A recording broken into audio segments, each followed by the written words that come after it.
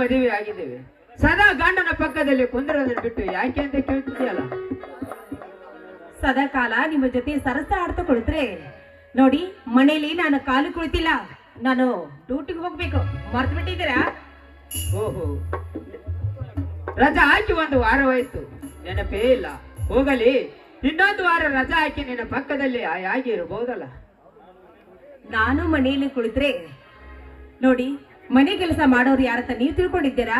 ನೋಡಿ, ನಾನೀಗ ರಜಾ ಕೂಡ ಅವರು ಕೊಟ್ಟಿಲ್ಲ ಅಂದ ಮೇಲೆ ನಾನು ಈಗ ಆಫೀಸ್ಗೆ ಹೋಗ್ಲೇಬೇಕು ರೀ. ಕಮಲ, ಈ ಡ್ಯೂಟಿ ಬೇರೆ ಕೇಡು ಇರಲಿ. ಹಾಗೆ ಈ ನಮ್ಮ ಮನೆಯ ವಾತಾವರಣ ನಿನಗೆ ಇಳಿಸಿದೆಯಾ? ನೋಡಿ, ಗಂಡನ ಮನೆ ವಾತಾವರಣ ಯಾವ ರೀತಿ ಇದೆಯೋ ಅದೇ ರೀತಿ ನಾವು ಹೊಂದ್ಕೊಂಡು ಹೋಗ್ಬೇಕು ಅಲ್ವೇನ್ರಿ? ಆದ್ರೆ ನಾವು ವಿಚಾರ ಮಾಡಿದ್ರೆ ನೋಡಿದ್ರೆ ಈ ಮನೆ ಬಿಟ್ಟು ಬೇರೆ ಮನೆ ಮಾಡದೆ ಒಳ್ಳೇದಂತ ನನಗನ್ನಿಸ್ತಾ ಇದೆ ರೀ. ಕಮಲ, ಈಗ ತಾನೇ ಮದುವೆ ಆಗಿದ್ದೇವೆ, ಬೇರೆ ಹೋದರಂತ ಕರೆಸಿಕೊಳ್ಳುವುದು ಬೇಡ. ಮುಂದೆ ನೋಡೋಣ, ಅಲ್ಲಿವರೆಗೂ ರೊಮ್ಯಾಂಟಿಕ್. ಅಯ್ಯೋ, ಆಗ್ಲೇ ನಿಮ್ಮ ಪುರಾಣ ಶುರು ಮಾಡ್ಬಿಟ್ರ? ಒಳಗಡೆ ನಿಮ್ಮ ತಂಗಿ ಮಲ್ಕೊಂಡಿದ್ದಾಳೆ. ಅವಳು ಮಲಗಿದ್ದಾಳೆ, ಬೇಗ ಶುರು ಮಾಡು.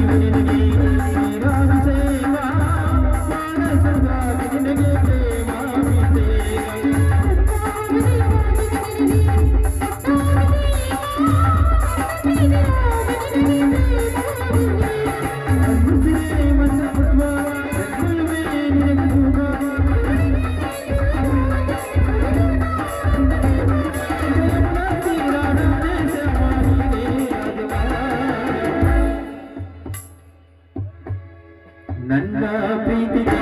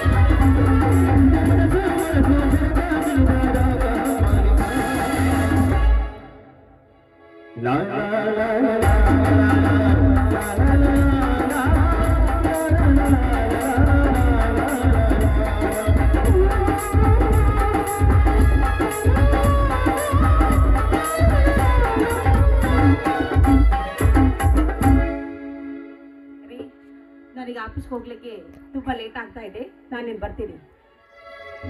ಅಶ್ವಿನಿ, ಏ ಅಶ್ವಿನಿ,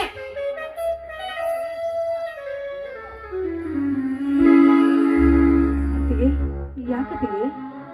ನೋಡಿ, ನಾನೀಗ ಆಫೀಸ್ಗೆ ಹೋಗ್ಬೇಕು. ಒಳಗಡೆ ಟಿಫಿನ್ ಇದೆಯಲ್ಲ, ತೆಗೆದುಕೊಂಡು ಬಾ. ಕಮಲ, ಅದನ್ನ ನೀನೇ ತೆಗೆದುಕೊಂಡಿದ್ದರೆ ಆಗುತ್ತಿರಲಿಲ್ಲವೇ? ಅವಳಿಗೆ ಏಕೆ ಹೇಳಿದೆ? ರೀ ಮೂತ್ರಿ ಬಾಯಿನ, ನಾನೇ ಈ ಮನೆಯಲ್ಲಿ ಹಾಗೆ ಕುಂತಿಲ್ಲ, ತಿಂಗಳಿಗೆ 10,000 ಸಂಬಳ ತರ್ತಾ ಇದ್ದೀನಿ. ಏನ್ ನೋಡ್ತಾ ಇದೀಯಾ? ತೆಗೆದುಕೊಂಡು ಬಾ. ಆಯ್ತು ಅತ್ತಿಗೆ. ಕಮಲ, ನಮಗೆ ಇರುವಳು ಒಬ್ಬಳೇ ತಂಗಿ, ನೀನು ಈ ರೀತಿ ಮಾತನಾಡುವುದು ನನಗೆ ಸರಿ ಕಾಣಿಸುವುದಿಲ್ಲವೇ? ನೋಡಿ, ನನ್ನ ವಿಷಯದಲ್ಲಿ ನೀವು ಭಾಗ್ಯ ಆಗ್ಬೇಡಿ. ಯಾಕೆಂದ್ರೆ ಅವಳಿಗೇನು ದೊಡ್ಡ ಕಲ್ಲನ್ನೇ ತೆನೆ ಮೇಲೆ ಒತ್ಕೊಂಡು ಬಾ ಅಂತ ಹೇಳ್ತಾ ಇದ್ದಿಲ್ಲ. ಸುಮ್ಮನೆ ನೀಲಿ ನನ್ನ ಕಂಡ್ರೆ ನಿಮಗೆ ಯಾಕ್ರಿ ಇಷ್ಟೊಂದು ಕೋಪ?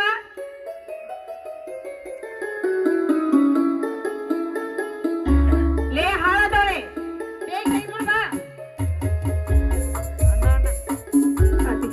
ತೆಗೆದುಕೋತಿಗೆ. ಶ್ವೇತಾ, ನಾ ಇನ್ನೊಂದು ವಿಷಯ ಮರ್ತೇ ಬಿಟ್ಟಿದ್ದೆ ನೋಡು. ನಾನು ಹಾಕಿಕೊಂಡ ಚಪ್ಪಲಿ ತುಂಬಾ ಹಳೇದಾಗ್ಬಿಟ್ಟಿದೆ. ಅದೇ ಮದುವೆ ಮಂಟಪದಲ್ಲಿ ತೆಗೆದುಕೊಂಡು ಬಂದಿದ್ದೀವಲ್ಲ ಹೊಸ ಚಪ್ಪಲಿ, ಅದನ್ನು ಸ್ವಲ್ಪ ತೆಗೆದುಕೊಂಡು ಬರ್ತೀಯಾ? ಆಯ್ತು ಅತ್ತಿಗೆ. ಹೋಗಿ ಏನ್ ಮುಖ ನೋಡ್ತಾ ಇದೀಯಾ? ತೆಗೆದುಕೊಂಡು ಬಾ. ಕಮಲ, ನಿನ್ನ ಚಪ್ಪಲು ನನ್ನ ತಂಗಿ ಕೈಯಲ್ಲಿ ಹಿಡಿದುಕೊಂಡು ಬರಬೇಕಾ? ಹಾ, ನಾನು ತೆನೆ ಮೇಲೆ ಹೊತ್ಕೊಂಡು ಬಾ ಅಂತ ಹೇಳಿಲ್ಲ, ಕೈಯಲ್ಲಿ ಹಿಡ್ಕೊಂಡು ಬರ್ತಾಳೆ.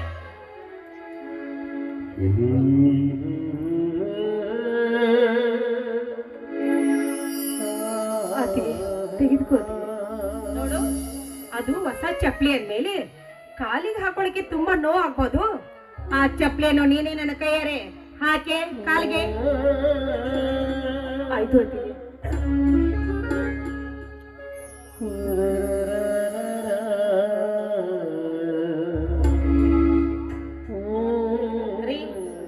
ನಾನು ಹೋಗ್ಲಿಕ್ಕೆ ತುಂಬಾ ಲೇಟ್ ಆಗುತ್ತೆ, ನಾನಿನ್ನು ಹೋಗಿ ಬರ್ಲಿ.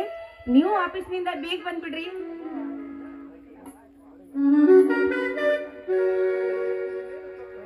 ತಂಗಿ, ನೀನೇನು ತಪ್ಪು ತಿಳಿದುಕೊಳ್ಳಬೇಡಪ್ಪ. ಈಗ ತಾನೇ ಹೊಸದಾಗಿ ಬಂದಿರೋಳಲ್ಲ, ನಮ್ಮ ಮನೆಯ ವಾತಾವರಣ ಅವಳಿಗೆ ಇನ್ನೂ ಇಡಿಸಿಲ್ಲವನಿಸುತ್ತೆ.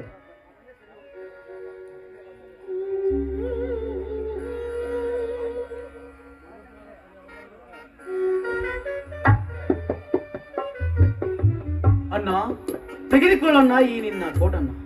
ನೀನು ಡ್ಯೂಟಿಗೆ ಹೋಗ್ಬೇಕಲ್ಲ. ತಮ್ಮ, ಇದನ್ನೇಕೆ ತಂದಿರಪ್ಪ? ನಾನೇ ಒಳಗಡೆ ಹೋಗಿ ಹಾಕಿಕೊಳ್ಳುತ್ತಿದ್ದೆ. ನಿನಗೆ ನಾನು ಯಾವ ಕೆಲಸವನ್ನೂ ಹೇಳಿಲ್ಲ. ಅದಕ್ಕೋಸ್ಕರ ತಂದಿರುವೆ ಅಣ್ಣ. ಅತ್ತಿಗೆ ನನ್ನ ತಂಗಿಗೆ ಹೇಳುವ ಮಾತನ್ನು ಮರೆಯಲ್ಲಿ ನಿಂತು ನೋಡಿದೆ. ಮುಂದೆ ನನಗೂ ಅದೇ ಪರಿಸ್ಥಿತಿ ಬರಬಾರ್ದಂತ ನೀವು ಹೇಳೋಕ್ಕಿಂತ ಮುಂಚೆನೆ ನಾನು ತೆಗೆದುಕೊಂಡು ಬಂದಿರುವೆ ನನ್ನ. ತಮ್ಮ, ನೀನು ಅತ್ತಿಗೆ ನೌಕರಸ್ಥರು. ಪ್ರತಿ ತಿಂಗಳು ತಪ್ಪದೆ ಪಗಾರನ್ನು ತಂದು ನಮಗೆ ಅನ್ನ ನೀರು ಹಾಕಿ ಸಲುವಂತವರು. ನಿಮ್ಮ ಕೈಯೊಳಗಿನ ಕೆಲಸ ನಾವು ಇಷ್ಟು ಕೇಳಿದ್ದರೆ ಅದು ಹೇಗಣ್ಣ? ತಮ್ಮ, ಹೀಗೇಕೆ ಚುಚ್ಚಿ ಚುಚ್ಚಿ ಮಾತನಾಡುತ್ತಿರುವೆ? ಯಾವ ತಪ್ಪು ನಡೆದಿದೆ? ನನ್ನ ಹೆಂಡತಿ ತಪ್ಪು ಮಾಡಿದ್ದಾಳೆ ಅಂತ ನನಗೆ ಅನಿಸುತ್ತೆ. ಅಣ್ಣ, ನಮ್ಮ ಬಗ್ಗೆ ನೀನು ಯೋಚಿಸಬೇಡ. ನಿನಗೆ ಮೊದಲೇ ಸಮಯ ಬಹಳವಾಗಿದೆ. ಈ ಕೋಟನ್ನು ಹಾಕಿಕೊಂಡು ನೀನು ಮೊದಲು ಡ್ಯೂಟಿಗೆ ಹೋಗು. ತಮ್ಮ, ನನಗೆ ಯಾಕೋ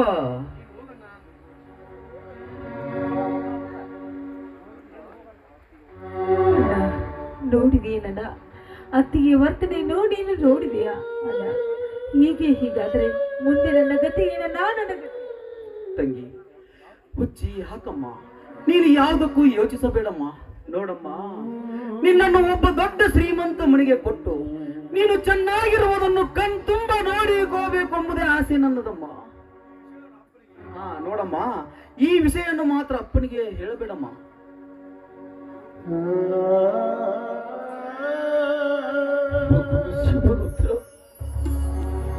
ಒಂದು ಸಲ ಬದಾಮಿಗೆ ಸಿದ್ದೇಶ್ವರ ಅಪ್ಪವರು ಬಂದಾಗ ಒಂದು ಮಾತು ಹೇಳಿದ್ರು, ನೋಡಬಾರದನ್ನು ನೋಡಿದರೆ ನಡೆಯಬಾರದು ನಡೆದು ಹೋಗುತ್ತದೆ. ಕೇಳಬಾರದನ್ನು ಕೇಳಿದರೆ ಆಗಬಾರದು ಹಾಗೆ ಹೋಗುತ್ತದೆ ಎಂದಿದ್ದಾರೆ. ನೀವು ಹೇಗೆ ಮುಚ್ಚಿಟ್ಟರು ನಾನೇ ನನ್ನ ಕಣ್ಣಾರೆ ನೋಡಿದೆನಪ್ಪ ಈ ನನ್ನ ಮಗಳು ಪಡುತ್ತಾ ಇರೋ ಕಷ್ಟವನ್ನು.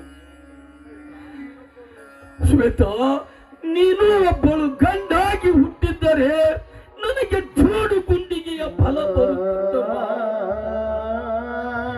ಆದರೆ ನೀನು ಹೆಣ್ಣಾಗಿ ಹುಟ್ಟಿ ನನ್ನ ಎದೆ ಗುಂಡಿನಿ ಒಡೆದಷ್ಟು ಭಾಷವಾಗ ಹತ್ತಿದೆಯಮ್ಮ, ಭಾಷವಾಗ ಹತ್ತಿದೆ.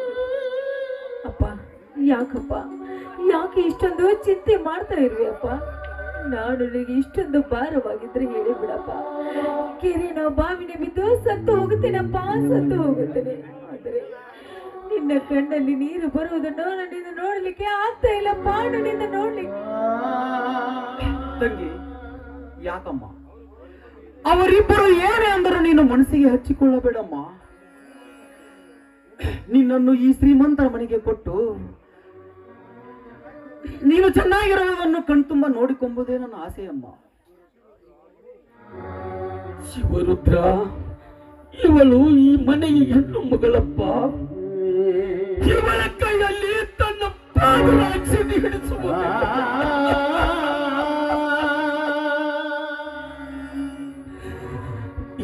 ಮನೆಯ ಭಾಗ್ಯದ ಲಕ್ಷ್ಮಿ ಅಂತಿರುವ ಇವಳ ಮನಸ್ಸನ್ನು ನೋಯಿಸಿದರೆ ಖಂಡಿತವಾಗಿಯೂ ನಿಮಗೆ ಯಾರಿಗೂ ಸುಖ ಸಿಗುವುದಿಲ್ಲಪ್ಪ, ಸುಖ ಸಿಗುವುದಿಲ್ಲ. ಅಪ್ಪ, ಇದನ್ನೆಲ್ಲ ಮನಸ್ಸಿಗೆ ಹಚ್ಚಿಕೊಳ್ಳಬೇಡಪ್ಪ.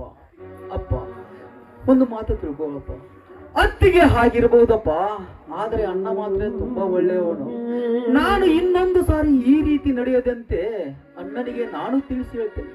ನೋಡಪ್ಪ, ನಿನಗೆ ಮೊದಲೇ ಮೈಯಲ್ಲಿ ಹುಷಾರಿಲ್ಲ. ಪ್ರತಿನಿತ್ಯ ಹಾಲಿನಲ್ಲಿ ಔಷಧಿ ಬೇರೆ ತೆಗೆದುಕೊಳ್ಳಬೇಕು.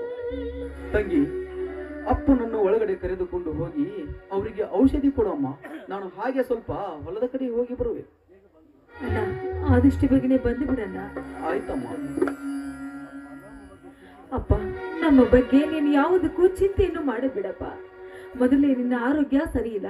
ನಡಿಯಪ್ಪ, ಒಳಗಡೆ ವಿಶ್ರಾಂತಿ ತೆಗೆದುಕೊಳ್ಳ. ಹರಿವ ನೀರು ನಮ್ಮ ಜೀವನ, 3 ದಿನದ ಈ ಯೌವನ, ಸಂಸಾರ ಎನ್ನುವುದನ್ನು ಆಗುವುದೇನ, ಸಂಸಾರ ಎನ್ನುವುದನ್ನು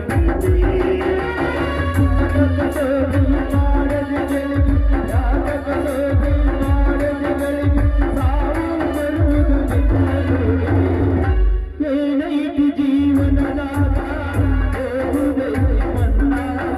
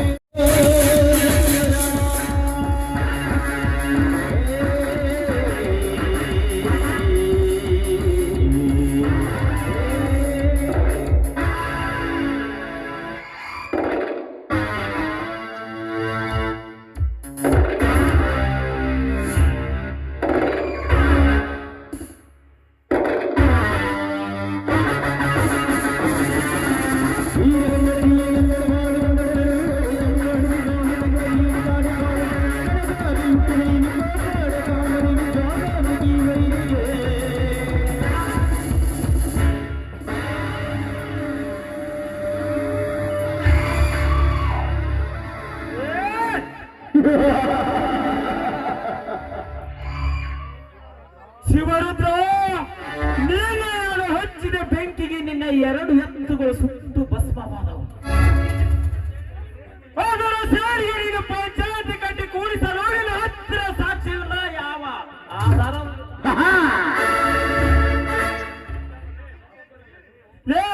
ಅಷ್ಟೇ ಅಲ್ಲದೆ ನಿಮ್ಮ ಒಬ್ಬೊಬ್ಬರಿಗೆ ಬೆಂಕಿ ಹಚ್ಚಿ ನೀವೆಲ್ಲರ ಸುಟ್ಟು ಕರಕವಾದಗಳೇ ತಳಮಳಗೊಳ್ಳುತ್ತಿರುವ ಆತ್ಮಕ್ಕೆ ನೆಮ್ಮದಿ.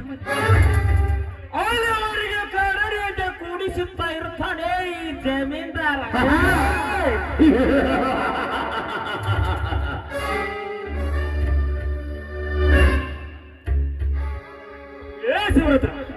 ಕೇವಲಿಗೆ ಆಧಾರವಾಗಿರುವ 2 ಎತ್ತುಗಳು ಮಾತ್ರ. ಪ್ರತಿ ವರ್ಷ ಶ್ರೀ ಸಿದ್ಧಲಿಂಗೇಶ್ವರ ಜಾತ್ರೆಯಲ್ಲಿ ಎತ್ತಿನ ಬಾಡಿಯ ಸ್ಪರ್ಧೆಯಲ್ಲಿ ನೀಲೇ ಮೇಲಿಗೆ ಸಾಧಿಸುತ್ತೆ. ಎಲ್ಲಿಂದ ಸಾಧಿಸಿದೆ? ಶ್ರೀಮಂತಿನ ಎತ್ತುಗಳನ್ನು ಕಟ್ಟಿ ಸೋಲಿಲ್ಲದ ಸರ್ದಾರವನ್ನು ಕರೆಸಿಕೊಳ್ಳುತ್ತಿದೆ. ಏನು ನಿನ್ನ ಜೀವನದಲ್ಲಿ ಸೋಲು, ಬರೀ ಸೋಲು.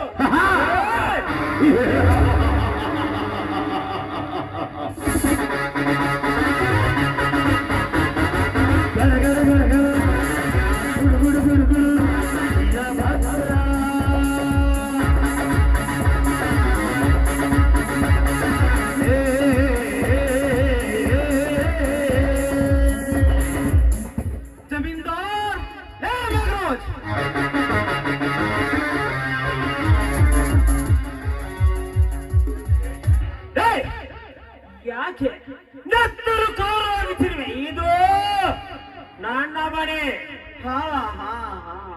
ಇದು ನಿನ್ನ ಮನೆ ಅಂತನೂ ಗೊತ್ತು, ನೀನು ಮಾಡೋದು ಮಣಿಮುರು ಕೆಲಸ ಅಂತನೂ ಗೊತ್ತು. ಲೇ ಮೇಘರಾಜ್, ನನ್ನ ದರದ ಮನೆಗೆ ಬೆಂಕಿ ಹಚ್ಚಿದವರು ಯಾರು? ಬಂಗಾರ ಅಂತ ನನ್ನ ಎತ್ತುಗಳನ್ನು ಸುಟ್ಟು ಬೂದಿ ಮಾಡಿದವರು ಯಾರು? ಅಂದರೆ ಕಾಯುವ ಕಾವಲುಗಾರನ್ನು ತಿಳ್ಕೊಂಡಿರುವೆಯಾ? ನನಗೆ ಅವಮಾನ ಮಾಡಬೇಕೆಂದು ನೀನು ದನದ ಮನೆಗೆ ನೀನೇ ಬೆಂಕಿ ಹಚ್ಚಿ ಈಗ ಪ್ರಾಣವನ್ನು ನನ್ನ ಮೇಲೆ ಹೊರಿಸುವೆಯಾ? ಸುಳ್ಳು ಮಗುಳಿದರೆ ನಿನ್ನ ನಾಲಿಗೆಯನ್ನೇ ಎತ್ತಿನ ಬಂಡಿಯ ಸ್ಪರ್ಧೆಯಲ್ಲಿ ನಿನ್ನ ಎತ್ತುಗಳ ಮುಂದೆ ಬರಲಿಲ್ಲ ಅನ್ನೋ ಒಂದೇ ಒಂದು ಕಾರಣಕ್ಕಾಗಿ ಬಂಗಾರ ಅಂತ ನನ್ನ ಎತ್ತುಗಳನ್ನು ಸುಟ್ಟು ಬೂದಿ ಮಾಡಿದೆಯಲ್ಲ, ಆ ಬೆಂಕಿ ಇನ್ನಾರಿಲ್ಲ. ಅದೇ ಬೆಂಕಿಯಲ್ಲಿ ನಿನ್ನನ್ನು ಈಗಲೇ ಹೊತ್ತುಕೊಂಡು ಹೋಗಿ ಅದರಲ್ಲಿ ಹಾಕಿ ಸುಟ್ಟು ಬೂದಿ ಮಾಡುವೇನು? ಸುಟ್ಟು ಬೂದಿ ಮಾಡಲು ನಾನೇನು ಹೋಳಿ ಒಳ್ಳೆ ಮೇಲೆ ಕಾಮನಲ್ಲೇ. ನಾನು ಬೆಂಕಿ ಹಚ್ಚಿದ್ದನು, ನೀನು ಕಣ್ಣಾರ ಕಂಡಿಲ್ಲ. ಹೋಗಿತ್ತು ನಿನ್ನ ಹತ್ತಿರ ಯಾವ ಸಾಕ್ಷಿ ಇಲ್ಲ. ಬೇಕಾದ್ರೆ ನಿನಗೆ ಹೋಗಿದ್ದಾರೆ ಪೊಲೀಸ್ ಸ್ಟೇಷನ್ಗೆ ಹೋಗಿ ಕಂಪ್ಲೇಂಟ್ ಕೊಡು. ಜಮೀನ್ದಾರ್, ಬೆಂಕಿ ಹಚ್ಚು ನಿನ್ನ ಸಾಕ್ಷಿಗೆ. ಈ ಊರಲ್ಲಿ ಒಂದು ಕೊಲೆ ಆಗಬೇಕಾದರೆ ನಿನ್ನಿಂದಲೇ. ಮಾನವಂತರ ಹೆಣ್ಣು ಮಗಳ ಶೀಲಹರವಾಯಿತೆಂದರು ಅದು ನಿನ್ನಿಂದಲೇ. ಅಷ್ಟೇ ಏಕೆ ಲೇ, ಮನೆಗೆ ಒಂದು ಬಾಗಿಲಿದ್ದರೆ ಅದಕ್ಕೆ 3 ಬಾಗಿಲು ಹಚ್ಚಿಸೋನು ನೀನೇ. ಮತ್ತೊಬ್ಬರ ಹೊಲದಲ್ಲಿ ಚೆನ್ನಾಗಿ ಬೆಳೆ ಬಂತಂದರೆ ಅದನ್ನು ರಾತ್ರಿ ಕಳ್ಳತನ ಮಾಡಿಸೋನು ನೀನೇ.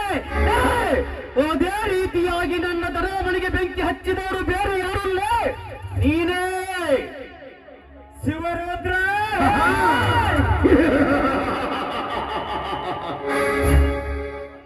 ಬಡವರ ಬಂಧು ಅಂತ ನನ್ನ ಮನೆಗೆ ಬೋರ್ಡು ಬರೆದು ಹಾಕಿದ್ದಾರೆ ಹಿಂದಿನ ಹಿರಿಯರು. ಈಗ ಅನ್ಯಾಯವಾಗಿದ್ದರೆ ಪೊಲೀಸ್ ಸ್ಟೇಷನ್ಗೆ ಹೋಗಿ ಕಂಪ್ಲೇಂಟ್ ಕೊಡು. ಮೇಘರಾಜ್, ಪೊಲೀಸ್ ಸ್ಟೇಷನ್ಗೆ ಹೋಗಲು ನಾನೇನು ದೊಡ್ಡನಲ್ಲ. ಇದುವರೆಗೂ ನಮ್ಮೂರಲ್ಲಿ ಯಾರು ಪೊಲೀಸ್ ಸ್ಟೇಷನ್ಗೆ ಹೋಗಿಲ್ಲ. ಹಂಗಂತ ಪಂಚಾಯತಿ ಕಟ್ಟೆಯಲ್ಲಿ ನಮ್ಮ ತಂದೆನೇ ತೀರ್ಪು ನೀಡಿದ್ದಾರೆ. ಮೇಘರಾಜ್, ನಾಳೆ ದಿನ ಪಂಚಾಯತಿ ಕಟ್ಟೆ ಕೂಡಿಸಿ ನಮ್ಮ ತಂದೆಯಿಂದಲೇ ತೀರ್ಪು ನೀಡಿ ನಿನ್ನನ್ನು ಊರು ಬಿಟ್ಟು ಹೊರಗೆ ಹಾಕಿಸುವೆ. ಶಿವರುದ್ರ, ಶಿವರುದ್ರ, ನನ್ನನ್ನೇ ಈ ಊರು ಬಿಟ್ಟು ಹೊರಗೆ ಹಾಕುವೆ ಸಾಧ್ಯವಿಲ್ಲ. ಈ ಜಮೀನಾರ ಹಠ ತೊಟ್ಟು ನಿಂತರೆ ಉಳಿಸಬಲ್ಲೆ. ಶಿವರುದ್ರ, ನನ್ನ ಸಂಪತ್ತಿಗೆ ಪದೇ ಸವಾಲು ಹಾಕುತ್ತಿರುವೆ. ನಿನಗೆ ಸುಣ್ಣದ ನೀರು ಕುಡಿಸೇ ತೀರಿವೆ. ಸುಣ್ಣದ ನೀರೇಕೆ ಜಮೀನ್ದಾರ್? ವಿಷದ ನೀರನ್ನೇ ಕುಡಿಸಿದರೂ ನನಗದು ಅಮೃತ. ಯಾಕಂದ್ರೆ ಲೇ, ನಿನ್ನ ಸಾವು ನನ್ನ ಕೈಯಲ್ಲಿ ಅಂತ ಬ್ರಹ್ಮ ಬರೆದು ಕಳಿಸಿದ್ದಾನೆ. ಯಾರ ಸಾವು ಯಾರ ಕೈಯಲ್ಲಿ ನನಗೆ ಚೆನ್ನಾಗಿ ಗೊತ್ತು. ಈಗ ನಿನ್ನ ಕೊಂದು ಹಾಕಿದರು, ನಿನ್ನ ಹಿಂದೆ ಕಣ್ಣೀರು ಸುರಿಸೋರು ಯಾರು ಇಲ್ಲ. ಈಗ ಹೋರಿಸಿವೆ ನಿನ್ನ ರುಂಡವನ್ನು. ನನ್ನ ರುಂಡ ಹಾರುವುದರೊಳಗಾಗಿ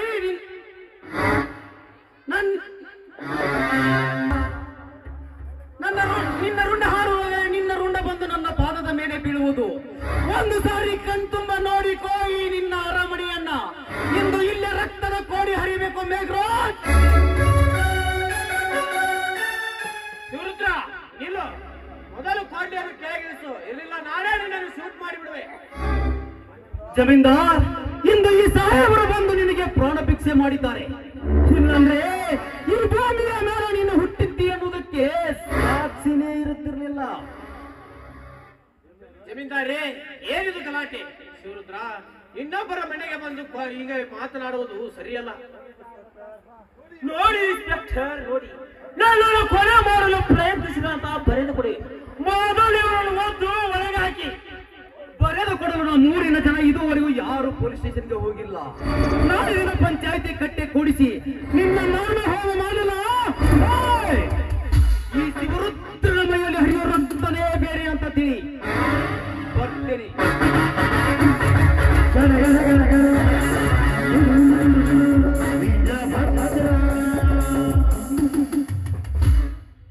ಇನ್ಸ್ಪೆಕ್ಟರ್, ಈ ಬಾಸರನ್ನು ಬಿಡಬಾರತ್ತು. ಮುಂದೆ ಏನು ಮಾಡುವುದು? ಅಲ್ಲ, ಈ ಜಗಳವಾದರೂ ಯಾವ ಕಾರಣಕ್ಕಾಗಿ ಅಂತ ಕೇಳಬಹುದಲ್ಲ. ಪ್ರತಿ ವರ್ಷ ನಮ್ಮೂರ ಜಾತ್ರೆಯಲ್ಲಿ ಎತ್ತಿನ ಬಂಡಿಯ ಸ್ಪರ್ಧೆಯಲ್ಲಿ ಒನತೆ ಒಂದು. ಅದಕ್ಕೆ ನಿನ್ನೆ ರಾತ್ರಿ ಅವನ ಎತ್ತುಗಳು ಸುಟ್ಟು ಭಸ್ಮ ಮಾಡಿದೆ. ಇದಕ್ಕೆ ಉಪಾಯ ನೀವೇ ಏನಾದ್ರೂ ಮಾಡಿದ್ರೆ ಸರಿ. ಇರದಿದ್ರೆ ನಾಳೆ ಪಂಚಾಯತಿ ಕಟ್ಟೆಯಲ್ಲಿ ಮಾನ ಹೋಗುವುದು ನಿಮ್ಮದು, ನನ್ನದಲ್ಲ. ಉಪಾಯ ಮಾಡಿದ್ರೆ ಅಪಾಯ ತಪ್ಪುತ್ತಲ್ಲ. ನಾಳೆ ಪಂಚಾಯತಿ ಕಟ್ಟೆಯಲ್ಲಿ ಆ ಧರ್ಮನಿಗೆ ಶಿಕ್ಷೆ ಕೊಡುತ್ತಾನೆ. ಹಾ ಇನ್ಸ್ಪೆಕ್ಟರ್, ಕಮಲವನ್ನು ಬರಲು ಹೇಳ್ತಿ, ಅವಳು ಇನ್ನೂ ಏಕೆ ಬರಲಿಲ್ಲ?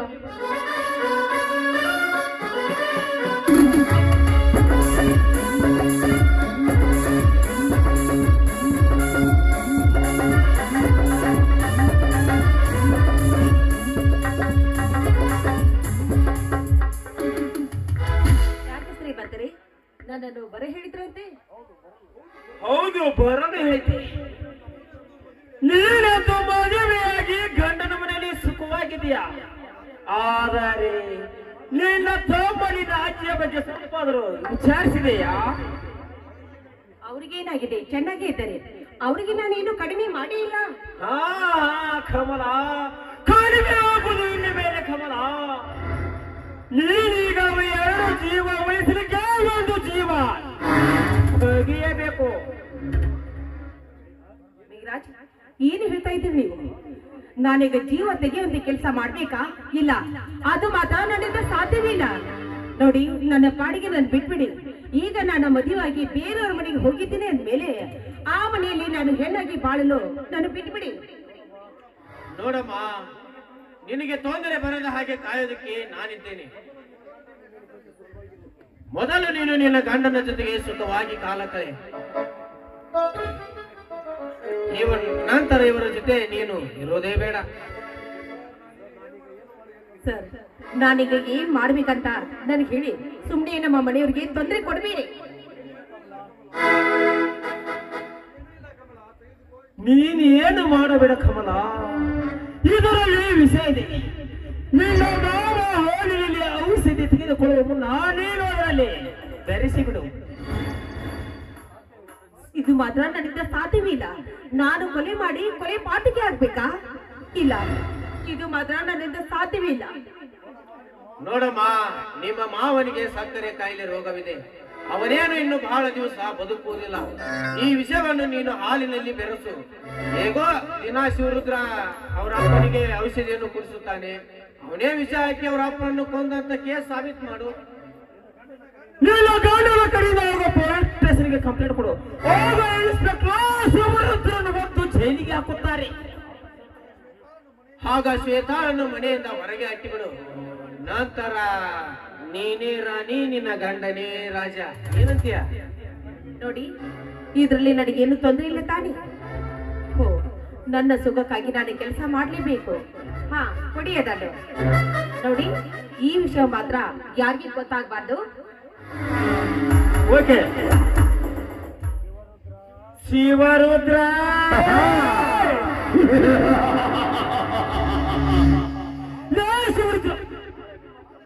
ನೋಡಲಿ ಒಪ್ಪನ ಹೆರವ ಮುಂದೆ ನೀನು ಹೊರನಾಡಿ ಕಣ್ಣೀರು ಸುರಿಸುವುದನ್ನು ನಾನು ಕಣ್ತುಂಬ ನೋಡಿ ಸಂತೋಷ ಪಡಬೇಕು.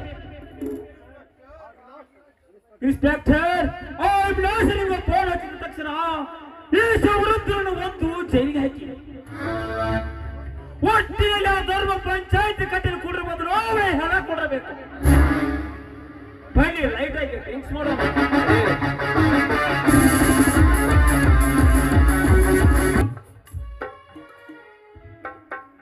ನನ್ನ ಮದುವೆಗೆ ನನ್ನ ಅಣ್ಣ ಒಪ್ಪಿಗೆ ಕೊಡಲಾರ ಅಂತ ಗೊತ್ತು. ಅವನನ್ನು ಎದುರು ಹಾಕಿಕೊಂಡಾದರೂ ಶ್ವೇತಾಳನ್ನು ಮದುವೆಯಾಗಲೇಬೇಕು. ಆಸ್ತಿಯ ವಿಷಯದಲ್ಲಿ ಒಂದಿಲ್ಲ ಒಂದು ದಿನ ತಕರಾರು ಬಂದರೂ ಬರಬಹುದು. ಬೇಗ ಅವಳನ್ನು ಮದುವೆಯಾಗಿ ಈ ಊರನ್ನೇ ಬಿಟ್ಟು ಹೋದರಾಯಿತು.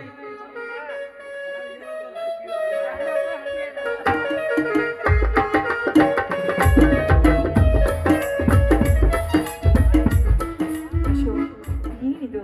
ನಿಮ್ಮನ್ನು ಎಲ್ಲಿ ಎಲ್ಲಿ ಅಂತ ಹುಡುಕೋದು? ನೀವು ನೋಡಿದ್ರೆ ಇಲ್ಲಿದ್ದೀರ. ಶ್ವೇತಾ, ಯಾಕೆ ನಿನ್ನ ಮುಖದಲ್ಲಿ ನಗುವಿನ ಅಲೆಗಳು ಎದ್ದು ಕಾಣ್ತಾ ಇಲ್ಲ? ಯಾಕೆ ಮೈಯಲ್ಲಿ ಹುಷಾರಿಲ್ಲವೇ? ಇಲ್ಲ ಅಶೋಕ್, ಹೊಸದಾಗಿ ಬಂದ ನಮ್ಮ ಅತ್ತಿಗೆ ನನ್ನನ್ನು ಮನೆಯ ಆಳಿಗಿಂತ ಕೀಳಾಗಿ ನೋಡಿಕೊಳ್ತಾ ಇದ್ದಾಳೆ ನನ್ನನ್ನು. ಶ್ವೇತಾ, ಏನು ಹೇಳ್ತಾ ಇದ್ದೀಯಾ? ಅಲ್ಲ, ಇದನ್ನೆಲ್ಲ ಕೇಳಿಕೊಂಡು ನಿಮ್ಮ ಅಣ್ಣಂದಿರು ಸುಮ್ಮನಿರುವರೇ? ಹೌದು, ಹೊಸದಾಗಿ ಬಂದಿದ್ದಾಳೆ.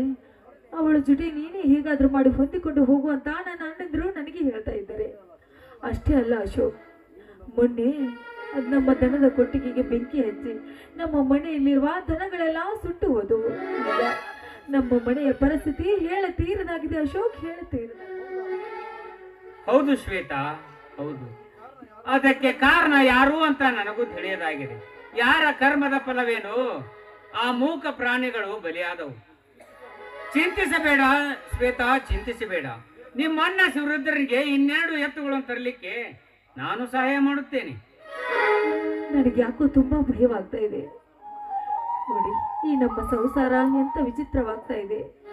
ಆದಷ್ಟು ಬೇಗನೆ ನಮ್ಮ ಮದುವೆ ಆಗಬೇಕು ಅಂತ ನನಗನಿಸ್ತಾ ಇದೆ. ಶ್ವೇತಾ, ಯಾವುದೇ ಪರಿಸ್ಥಿತಿಯಲ್ಲಿ 1 ವಾರದೊಳಗೆ ನಮ್ಮ ಮದುವೆ ಮುಗಿದು ಹೋಗಿರುತ್ತೆ. ನೀನೇನು ಚಿಂತಿಸಬೇಡ. ನೋಡಿ, ಮೊದಲೇ ನಮ್ಮಣ್ಣ ರುದ್ರಣ್ಣ ಹೊರಟು ಸ್ವಭಾವದನು. ಅದಕ್ಕೋಸ್ಕರ ನನಗೆ ತುಂಬಾ ಭಯವಾಗ್ತಾ ಇದೆ. ಹೆದರಬೇಡ ಶ್ವೇತಾ, ಹೆದರಬೇಡ. ಎಂತ ಹೊರಟನಿದ್ದರೂ ಸರಿ, ನನ್ನ ಮಾತಿಗೆ ಮನೆಯಲೇಬೇಕು. ಶ್ವೇತಾ, ಈ ಬಡವನ ಗುಡಿಸಲಲ್ಲಿ ಹುಟ್ಟಿದರೂ ಅರಮನೆಯಲ್ಲಿ ಅರಳಬೇಕೆಂಬುದೇ ನನ್ನ ಆಸೆ. ನೋಡಿ, ನೀವೇನ್ ಹೇಳ್ತಾ ಇದ್ದೀರಾ ಅಂತ ನನಗೊಂದು ಗೊತ್ತಾಗ್ತಾ ಇಲ್ಲ. ಅದೆಲ್ಲ ಮದುವೆ ಆದ ಮೇಲೆ.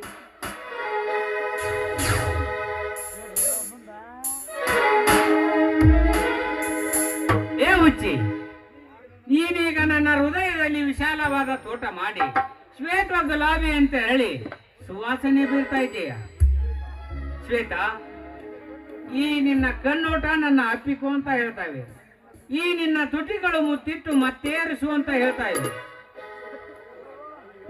ಅಶೋಕ್, ಅದೆಲ್ಲ ಮದುವೆ ಆದ ಮೇಲೆ ಅಂತ ನಾನು ಹೇಳ್ತಾ ಇದ್ದೇನೆ. ಹಾ, ಅಲ್ಲಿವರೆಗೆ ಏನಾದರೂ ಪ್ರೆಸೆಂಟೇಶನ್ ಕೊಡುವೆಯಾ, ಇಲ್ಲ ಹೀಗೆ ಮಾತಿನಲ್ಲಿ ಮರಳು ಮಾಡುವೆ? ಮೊದಲು ನೀವು ಹಾಡಿ, ನಂತರ ನಾನು ಹಾಡುತ್ತೇನೆ.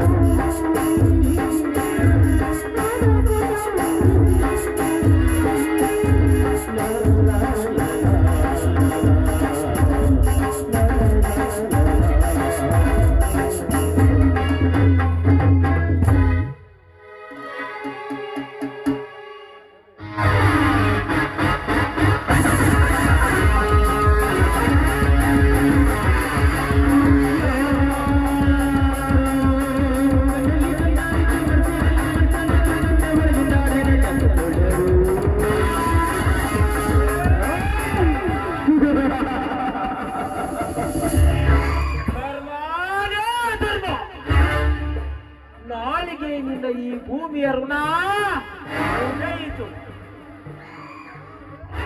ಶಿವರುದ್ರಾನೇ ಸೂರ್ಯ ನಮ್ಮದು ಅಂದ ಚಂದನ ಸಂಸಾರ ಎಂದು ಸಾರಿ ಸಾರಿ ಹೇಳ್ತಿದೆಯಲ್ಲ. ನಾಳೆ ದಿನ ನಿಮ್ಮ ಮನೆ ಮುಂದೆ ಸಾವಿನ ಹಂದರವನ್ನು ಹಾಕಿಸಿ ನಿಮ್ಮಪ್ಪನ ಹೆಣವನ್ನು ಮೆರವಣಿಗೆ ಮಾಡಿಸಿದಾಗಲೇ ನನಗೆ ನೆಮ್ಮದಿ.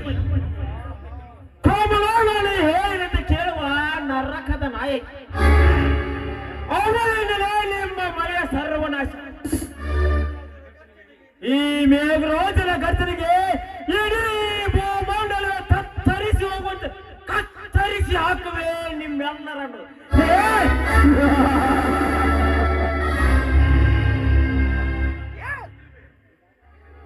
मेरा दुश्मन मेरा मिटवे जब एक दिन मर जाएगा है।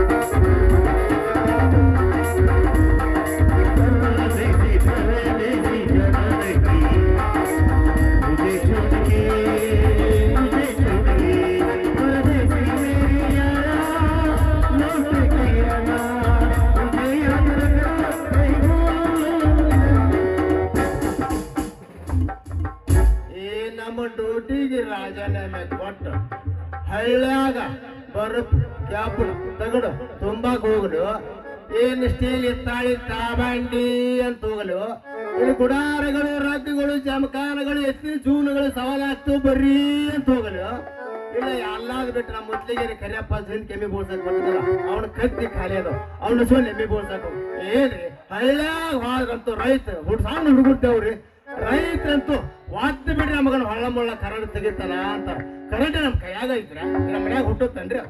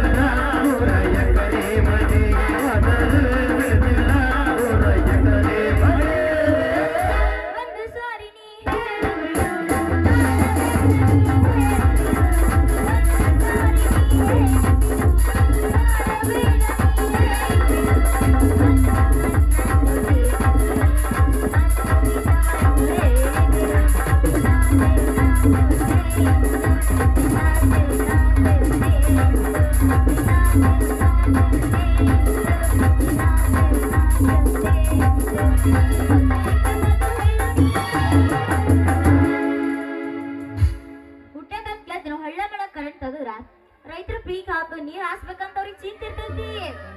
ಪೀಕ್ ಒಣಗತೈತಿ ನೀರ್ ಹಾಸಕ್ ಕರೆಂಟ್ ಕೊಡ್ಬೇಕಂತ ನಾನು ಜಗ್ ಪ್ರಯತ್ನ ಮಾಡ್ತೀನಿ. ಆದ್ರ ಎತ್ತಾಗಿಂದ ಒಂದು ಗಾಳಿ ಬರ್ತೈತ್ಯ, ಎತ್ತಾಗಿಂದ ತನ್ನ ಗಾಳಿ ಬರ್ತೈತಿ, ಎತ್ತಾಗಿಂದ ಸಿಡ್ ಗಾಳಿ ಬಂತು ಅಂದ್ರೆ ಲೈನ್ ಮೇಲ್ ಲೈನ್ ಕಟ್ ಆಗಿ ಹೋದ್ಗೈತಿ. ಅದಕ್ಕೆ ನಾ ಏನು ಮಾಡ್ಲಿ ಹೇಳ? ಲೈನ್ ಹೋಗ್ಲಾರ್ದಂತೂ ನೋಡ್ಕೋಬೇಕು. ಯಾಕೆ ನಿಮ್ ಕಡೆ ಪವರ್ ಇಲ್ಲ? ಐತಿ 200 ಐತಿ. ಅದನ್ನ ಹಾಕಿದ್ರೆ ತಡ್ಕೊಳ್ಳೋ ಕೆಪಾಸಿಟಿ ಇಲ್ಲ ಅದಕ್ಕ. ಅದು ಮೊದ್ಲ 200 ಮೇಲ್ದ ಹುಬ್ಬಳ್ಳಿ ಲೈನ್ ಅದು. ಅದೆಲ್ಲ ಹೋಗ್ಲಿ, ನಮ್ಮನೆಗೆ ಕರೆಕ್ಟ್ ಪ್ಯೂರ್ ವೈರ್ ಹಾಕೋ ಲೈನ್ ಬೇಕಾಗಿ ನಾವ್ ಯಾಕ ನನಗೇನು ಹೊಳ ಆಯ್ತೈತಿ, ನಿನ್ ದ್ವಾರ ಐತೈತಿ. ನಾನು ಒಬ್ಬನ ಸಾಕು ನಿನ್ನ ಮನೆ ಮೇಲ್ ಎಳ್ಯಾಕ. ಏನ ಮತ್ತ ದುಂಡನ ಬಲ್ಪ್ ಹಾಕ್ಲೆ, ಉತ್ತನ ಟ್ಯೂಬ್ಲೈಟ್ ಹಾಕ್ಲೆ ಹೇಳ? ಯಾವ್ದಾರ ಹಾಕುವಾಟ ಕತ್ತಲ್ಲ ನಮ್ಮ ಮನಿ ಬೆಳಕು ಕಾಣಬೇಕು. ಯಾಕ ಕತ್ತಲಾಗ ಯಾಕೆ ಎದ್ದು ಕಾಣಬೇಕು? ರಾತ್ರಿ ಹೊತ್ತು ಜಗಳದ ಬಾಳ ಆಗೈತಿ, ಎಲ್ಲಾರು ನಮ್ಮ ಮನಿ ಕಡೆನ ಬರ್ತಾರ. ಅದಕ್ಕ ಮಂದಿ ತಗೊಂಡು ನೀ ಏನ್ ಮಾಡ್ತಿ? ನಾ ಹೇಳ್ದಂಗ್ ಕೇಳು. ನಿಮ್ ಮನಿ ಮುಂದ ಒಂದು ಬೋರ್ಡ್ ಹಾಕಿಸಿ ಬಿಡು. ಏನಂತ ಹಾಕಿಸ್ಲಿ? ನಾಯಿಗಳಿವೆ ಎಚ್ಚರಿಕೆ ಅಂತ. ತೋರಿಸ್ತಂದ್ರೆ ಮತ್ತೆ ಎಲ್ಲಿನ ತೋರಿಸ್ ಅವಾಗ ನಿಮ್ಮ ಅಂಕ ಮಾರಿ ಡಾಂಕ್ ಅದ ನಿಮ್ಮ ಅಪ್ಪ ಅವ್ನು ಹೊರಗೆ ಬಿಡ್ಬಾ ನಮ್ಮ ಅಪ್ಪ ತಗೊಂಡು ಏನ್ ಮಾಡ್ತೀಯ ನೀನ್ ಅವ್ನಿಗೆ ಕಣ್ಣ ಕಾಣೋದಿಲ್ಲ ಮೊದ್ಲಕ್ಕ ರಾತ್ರಿ ಹೊತ್ನಾಗ ರಾತ್ರಿ ಹೊತ್ನಾಗ ಹಾಕಿ ಚಸ್ಮಾ ಹಗಲಿ ತೋರ್ಸಕ್ ಬರ್ತ ಬೆಳ್ಳಿ ಚಿಕ್ಕಿ ಅಯ್ಯೋ ನನ್ನ ರಂದೀರ ಹಾಡ್ಕೊಂಡಿ ಬಾರೋ ನನ್ನ ಜೋಕ ಮಾರ ರಾತ್ರಿ ಹೊತ್ತಾಗ ತೋರ್ಸ್ಕೊಳ್ಳೋಣ ಕತ್ರಿ ಪ್ರೇಮದ ಕತ್ರಿ ಚಾಲ ಮಾಡ ರಿಂಗರಿಂಗ ಕಿವಿಯೇನ ಜುಮಿಕಿ ಎಲ್ಲರ ತಂದೆಯ ಹುಡುಗಿ ರಿಂಗರಿಂಗ ಕಿವಿಯೇನ ಜುಮಿಕಿ ಎಲ್ಲರ ತಂದೆಯ ಹುಡುಗಿ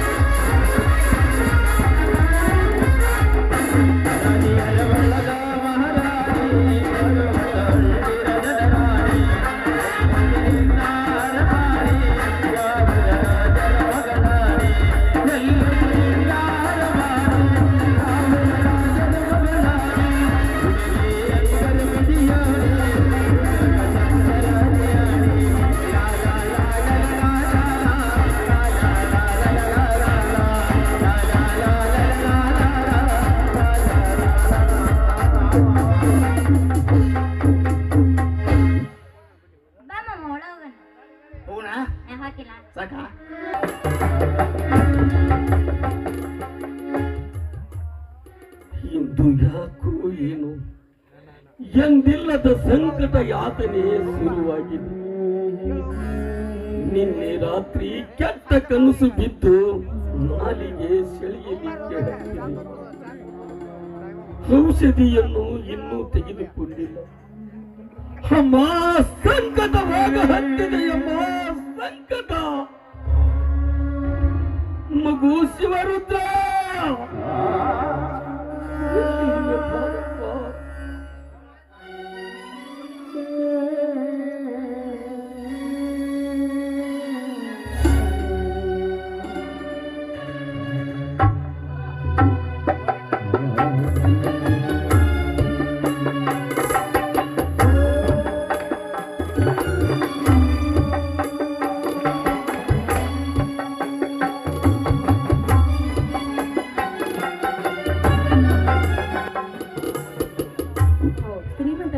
ಹೇಳಿದ್ದು ಸಾಧಿಸ್ಕೋಬೇಕಾದ್ರೆ ಇದೇ ತಕ್ಕ ಸಮಯ. ಹೇಗೋ ಶ್ವೇತಾ ನೀರು ತರಲು ಹೋಗಿದ್ದಾಳೆ, ಶಿವರುದ್ರ ಹೊಲದ ಕಡೆ ಹೋಗಿದ್ದಾನೆ. ಅವರು ಬರುವಷ್ಟರಲ್ಲಿ ನನ್ನ ಕಾರ್ಯನ್ನು ನಾನು ಮಾಡಲೇಬೇಕು.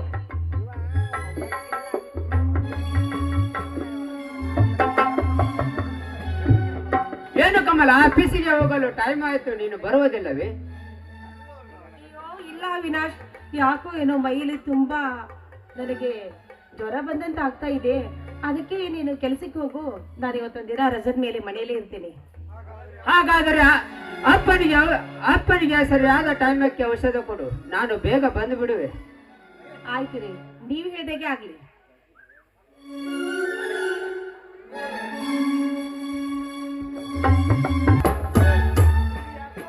ಇಂದು ಯಾಕೋ ಏನು ಎಂದಿಲ್ಲದ ಸಂಕಟ ಯಾತನೆ ಶುರುವಾಗಿದೆ. ನಿನ್ನೆ ರಾತ್ರಿ ಕೆಟ್ಟ ಕನಸು ಬಿದ್ದು ನಾಲಿಗೆ ಸೆಳೆಯಲಿಕ್ಕೆ ಹತ್ತಿದೆ. ಇನ್ನು ಔಷಧಿಯನ್ನು ಇನ್ನೂ ತೆಗೆದುಕೊಂಡಿಲ್ಲ. ಅಮ್ಮ, ಸಂಕಟವಾಗ ಹತ್ತಿದೆ ಅಮ್ಮ, ಸಂಕಟ.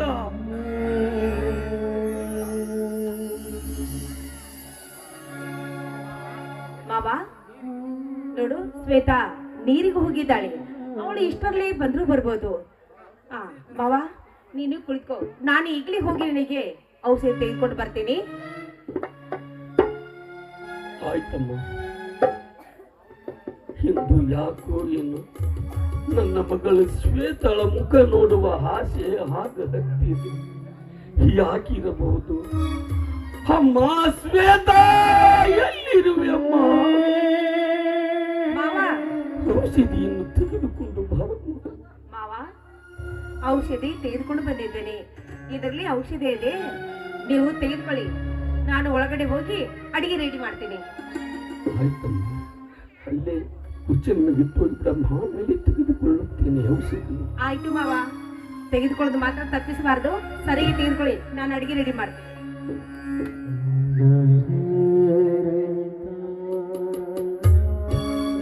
ಅಪ್ಪ, ಯಾಕಪ್ಪ ಒಂಥರ ಇದೆಯಾ? ಏನಾಗಿದೆ ನಿನಗೆ? ಏನಿಲ್ಲಪ್ಪ ಶಿವರುದ್ರ, ನಾನಿನ್ನ ಬದುಕುವುದಿಲ್ಲಪ್ಪ, ಅಪ್ಪ. ನೀನು ಔಷಧಿಯನ್ನು ತೆಗೆದುಕೊಂಡಿಲ್ಲವಲ್ಲ, ಅದಕ್ಕೆ ಹಾಗೆ ಆಗಿರಬಹುದು.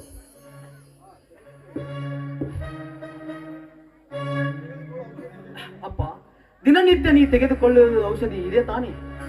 ಹೌದಪ್ಪ, ಇದೇ ಔಷಧಿಯಪ್ಪ, ನಾನು ದಿನ ತೆಗೆದುಕೊಳ್ಳುವ ಔಷಧಿ. ಬೇಗನೆ ಇದನ್ನು ತೆಗೆದುಕೊಳ್ಳಪ್ಪ.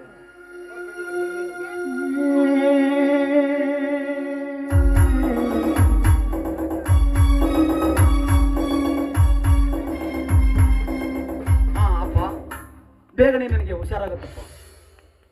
ಶಿವರುದ್ರ, ಇದು ಯಾಕೋ ಔಷಧಿ ಬಹಳ ವಿಷ ಇದ್ದಂತೆ ಕಾಣುತ್ತಿದೆ. ಹುರಿಯುವ ಬೆಂಕಿಗೆ ಮತ್ತಷ್ಟು ತುಪ್ಪ ಸಾದ ಹಾಗೆ ಯಾಕಪ್ಪ? ಏನಾಯ್ತಪ್ಪ ನಿನಗೆ? ಯಾಕೆ ಈ ರೀತಿ ಮಾಡ್ತಾ ಇದ್ದಪ್ಪ? ಶಿವರುದ್ರ,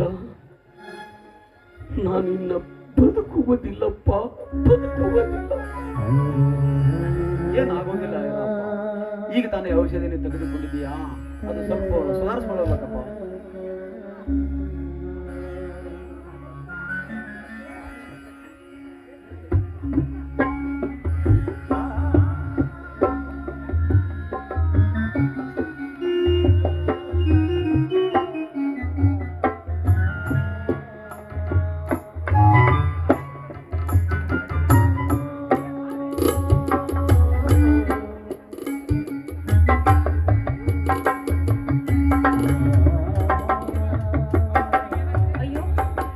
ಮಾವನವರಿಗೆ ಏನಾಗಿದೆ? ಏನಿದು ಟೇಬಲ್ ಮೇಲೆ ವಿಷದ ಬಾಟ್ಲಿ? ಅತ್ತಿಗೆ, ಅಪ್ಪ ಹೇಳಪ್ಪ, ಏನಾಯ್ತಪ್ಪ? ಯಾಕೆ ಈ ರೀತಿ ಮಾಡ್ತಾ ಇದೀಯಪ್ಪ ನೀನು? ಹೇಳಪ್ಪ. ಶಿವರುದ್ರ,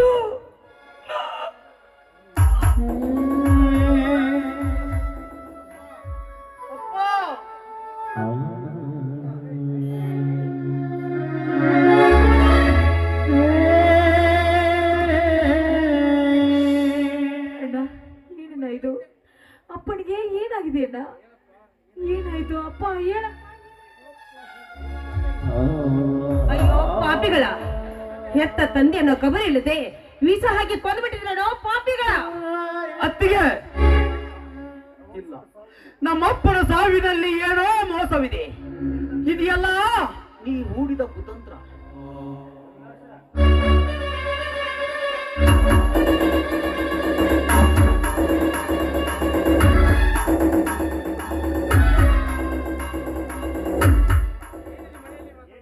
ಏನಿದು ಮನೆಯಲ್ಲಿ ವಾತಾವರಣ? ಅಪ್ಪ, ಅಪ್ಪ,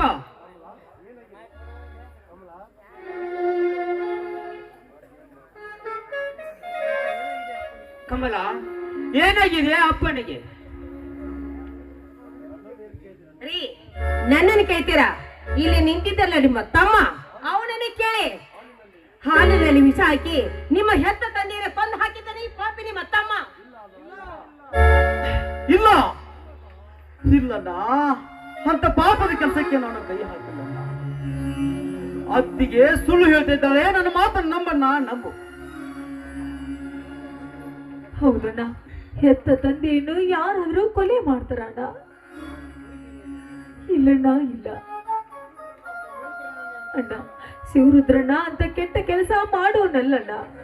ಬೇಕಾದ್ರೆ ನೀನೇ ಪರೀಕ್ಷೆ ಮಾಡಿ ನೋಡಣ್ಣ, ನೀನೇ ಪರೀಕ್ಷೆ ಮಾಡಿ ನೋಡು. ಹಾಗಾದ್ರೆ ನೀವು ಮಾತಾಡೋ ರೀತಿ ನೋಡಿದ್ರೆ ನಿಮ್ಮ ತಂದೆನೋ ನಾನೇ ಕೊಲೆ ಮಾಡ್ತಾ ಅಂತ ಅರ್ಥ ಮಾಡ್ಕೊಂಡಿದ್ದೀರಾ ರೀ? ಎಂತ ಮನೆಗೆ ನನ್ನ ಮದುವೆ ಹಾಕೊಂಡು ಈ ಮನೆಗೆ ಬಂದಿದ್ದೀರಾ? ಯಾಕಂದ್ರೆ ನೀವು ನನ್ನ ಮದುವೆ ಆಗಿದ್ದು ಇಂಥ ಅಪದ ಕೊಡಗಂತ ಈಗ ನನಗೆ ಅರ್ಥ ಆಗ್ತಾ ಇದೆ ರೀ. ಏನ್ ನೋಡ್ತಾ ಇದ್ದೀರಾ? ಮೊದಲು ಪೊಲೀಸ್ ಫೋನ್ ಮಾಡಿ, ಹಾಗೆ ಬರುವಾಗ ಡಾಕ್ಟರ್ ಕರ್ಕೊಂಡು ಬಾ ಅಂತ ಹೇಳಿ. ಹೌದು, ಡಾಕ್ಟರ್ ಬಂದು ಪರೀಕ್ಷಿಸಿದಾಗಲೇ ವಿಷಯ ಏನಂತ ಗೊತ್ತಾಗುವುದು. ಹಲೋ ಇನ್ಸ್ಪೆಕ್ಟರ್, ಅವಿನಾಶ್, ಏನಾಗಿದೆ? ನನ್ನ ತಂದೆ ನಿಗೂಢವಾದ ರೀತಿಯಲ್ಲಿ ಸತ್ತಿದ್ದಾರೆ. ಜೊತೆಗೆ ಡಾಕ್ಟರ್ ಕರೆದುಕೊಂಡು ಬನ್ನಿ. ಆಯ್ತು, ಸದ್ಯ ಬಂದು ಬಿಡುವೆ.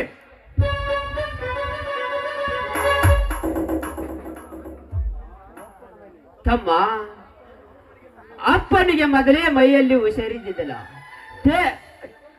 ಟೇಬಲ್ ಮೇಲೆ ವಿಷದ ಬಾಟಲಿ ಇದೆ.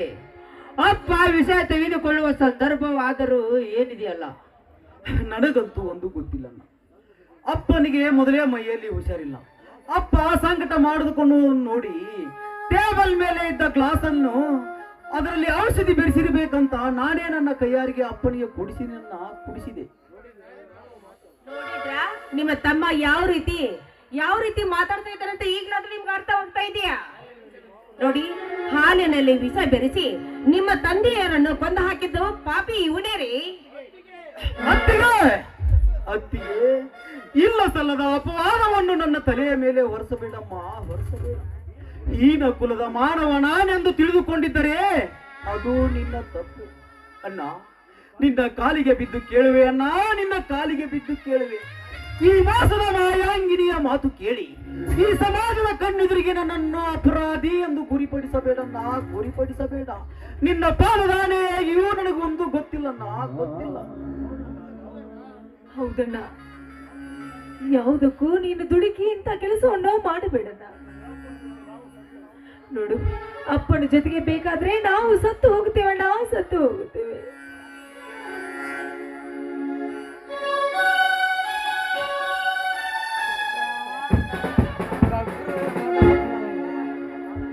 ಅವಿನಾಶ್, ನಿಮ್ಮ ತಂದೆಗೆ ಏನಾಗಿದೆ? ನೀನೇ ತಾನೇ, ನಾನೇ ಅವರನ್ನು ನೋಡಿದೆ. ಸರ್, ಅಪ್ಪನಿಗೆ ಔಷಧದಲ್ಲಿ ವಿಷ ಬೆರೆಸಿ ಕೊಟ್ಟಿದ್ದಾಳೆ ಅಂತ ನನ್ನ ಹೆಂಡತಿ ಹೇಳುತ್ತಾಳೆ. ಆದರೆ ನನ್ನ ತಮ್ಮ ಅಂತವನಲ್ಲ. ಇದರಲ್ಲಿ ಯಾರದು ತಪ್ಪು ಅಂತ ಒಂದು ತಿಳಿಯದಾಗಿದೆ. ಡಾಕ್ಟರ್, ಮೊದಲ ಶವವನ್ನು ಪರೀಕ್ಷೆ ಮಾಡಿ ನಂತರ ಗೊತ್ತಾಗುತ್ತದೆ. ಸ್ವಲ್ಪ ನಿಲ್ಲಿ, ಚೆಕ್ ಮಾಡುವ ತನಕ.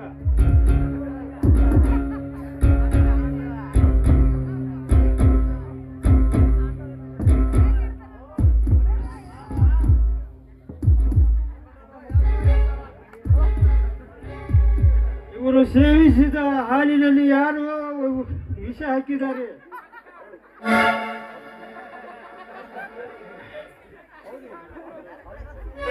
ಹೌದೇ? ಹಾಗಾದ್ರೆ ನಾನು ಆ ಟೇಬಲ್ ಮೇಲೆ ಹಾಲಿಟ್ಟಿದ್ದೆ ನಿಜ. ಆ ವಿಷವನ್ನು ಈ ಪಾಪಿಲ್ ಹಾಕಿ ತಂದೆಗೆ ಕುಡಿಸಿದ್ದೇನೆ ಅಂತ ಅರ್ಥ ಆಗ್ತಾ ಇದೆ. ಸುಳ್ಳು ಇನ್ಸ್ಪೆಕ್ಟರ್, ಸುಳ್ಳು. ನನ್ನ ಅತ್ತಿಗೆ ತನ್ನ ಸ್ವಾರ್ಥಕ್ಕಾಗಿ ನನ್ನ ಜೀವನವನ್ನೇ ಬಲಿ ಕೊಡ್ತಿದ್ದಳಷ್ಟೇ.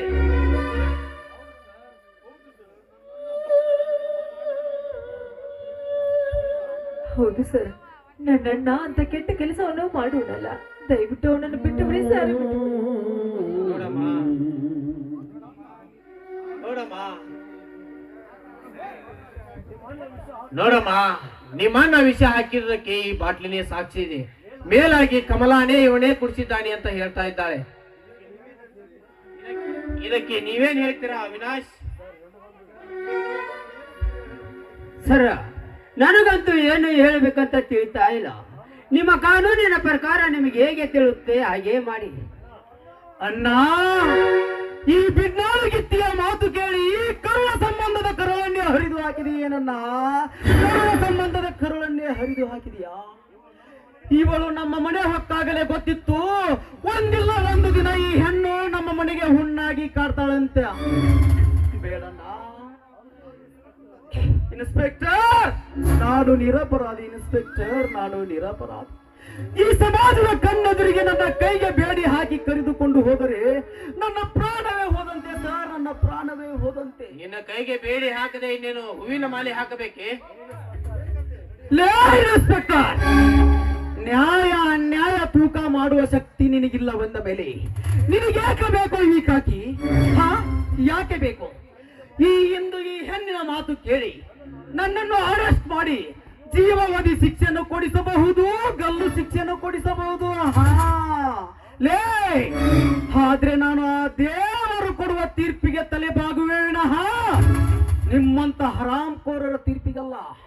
ಇನ್ಸ್ಪೆಕ್ಟರ್, ಇವಳು ನೀ ಹೇಳಿದ ಹಾಗೆ ಹಾರಾಡುವ ಪಾತ್ರಗಿತ್ತಿ ಅಂತ ನನಗೆ ಮೊದಲೇ ಗೊತ್ತಿತ್ತು.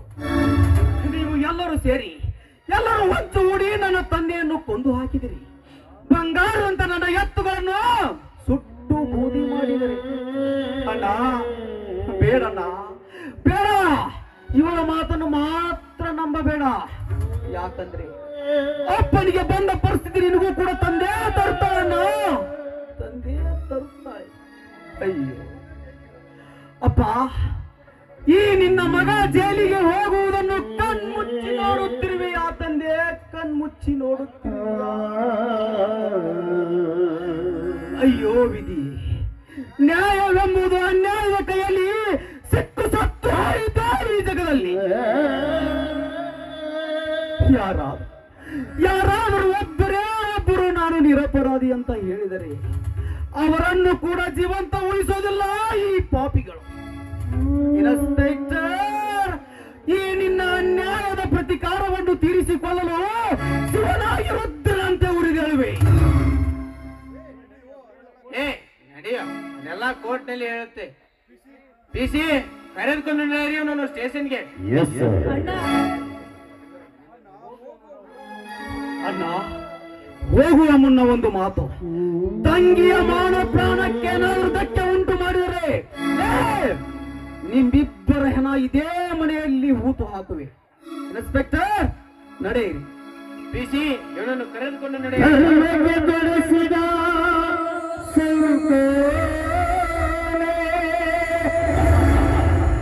ಇದು ಯಾರ ಪಾಲಿನ ವಿಧಿಲೀಲೆ,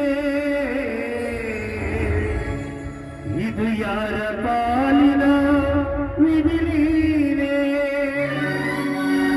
ಎಲ್ಲಿದೆಯೋ ನ್ಯಾಯ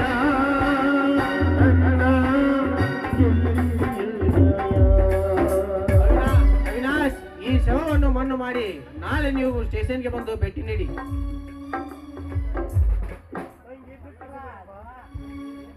ತಂಗಿ, ದುಃಖಿಸಬೇಡಮ್ಮ. ಅಪ್ಪ ನಮ್ಮಿಂದ ದೂರ ಹೊರಟೆ ಹೋದ. ಅಪ್ಪನನ್ನು ಎತ್ತಿ ಒಳಗಡೆ ಹಾಕೋಣ ಬಾ. ಮರಳಿ ಬಾರದು